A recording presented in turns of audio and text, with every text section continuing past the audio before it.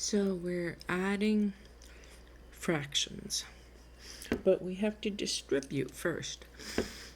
So our order of operations says we should combine inside the parentheses if we can, and then multiply by 3 in this case. And here we combine these two fractions and then multiply that result by 5.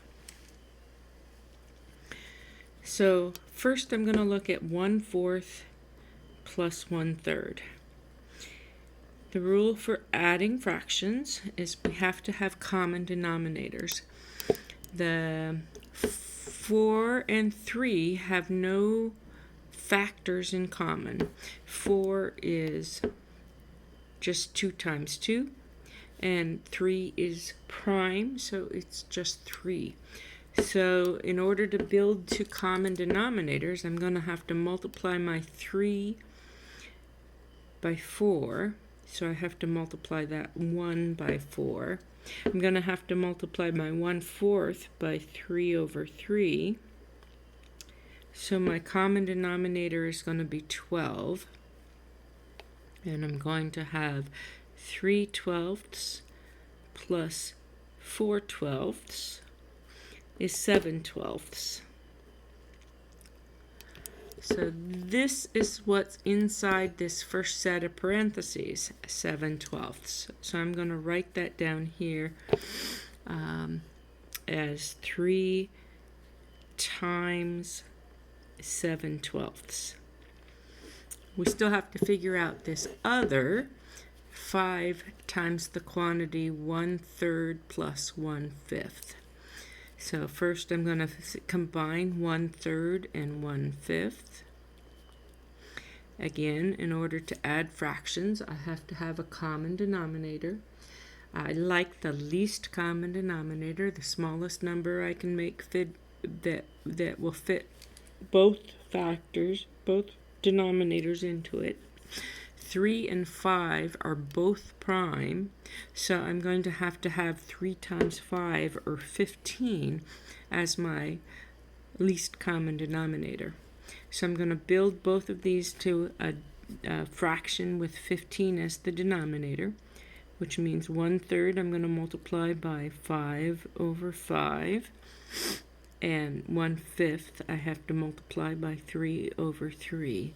This will give me 5 over 15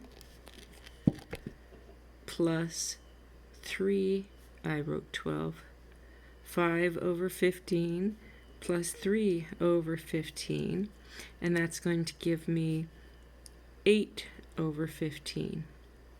So now I'm going to write the second part here. So this is going to be plus 5 times 8 over 15. I'm not there yet, but I'm getting there.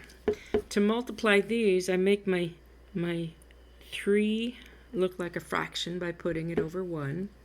And then multiplying fractions, I just multiply numerator times numerator, denominator times denominator. 3 times 7 is 21, and 1 times 12 is 12. And then I'm going to do the same here. I'm going to make 5 look like a fraction by putting it over 1. This time I'm going to remember to show you the trick to make it simpler by noticing that 5 goes into 15 and 5 goes into 5. So I can divide out a 5 here, be left with 1, and divide out the 3 here at the 5 and be left with 3 there. And so this is going to be plus 1 times 8 is 1 over 1 times 3. I should have done it here also, but I didn't. And as it turns out, it's not going to cost me because I need the common denominator of 12. 3 goes into 12 4 times, so that works well. So I'm going to multiply 8/3 by 4 over 4, which will give me 32 over 12. So I have 21 over 12 plus 32 over 12. Common denominators, I add my numerators and keep the common denominator. So that's 53 over 12. And then I have to write it as a mixed number to keep all these, everybody happy. So I'm going to divide 12 into 53. 12 times 4 is 48. Subtract 48 from 53, I get 5. So I have 4 with a remainder of 5/12. And that's my solution to this mess I started up right here. 4 and 5/12. I hope this helps.